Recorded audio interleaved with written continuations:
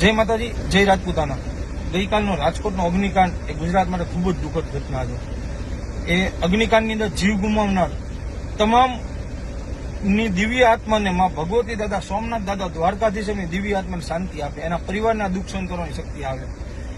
આ ઘટનાની અંદર જેટલા જવાબદાર એ ગેમ ઝોનના આયોજકો છે, એટલા જ જવાબદાર એ ગેમ ઝોનને વગર પરમિશને હાલવા દેનાર સરકારી અધિકારીઓ પણ છે, જે એટલા બે જવાબદાર રહ્યા। એટલે આયોજકોની સાથે સાથે એકવાર જો સરકારશ્રી આવા અધિકારીઓને પણ સજા આપે તો એ ગુજરાતની અંદર એક દાખલો બનશે। મોરબીની ઘટના લઈ લો, વડોદરાની લઈ લો કે રાજકોટની લઈ લો, એકવાર જો આની અંદર એકવાર સરકારી અધિકારીઓ જે જવાબદાર છે એને પણ જો આયોજકોની સાથે સાથે સજા સંભળાવવામાં આવે ને તો ગુજરાતની અંદર બહુ સતર્કતા આવી જશે। પરિવાર કોઈ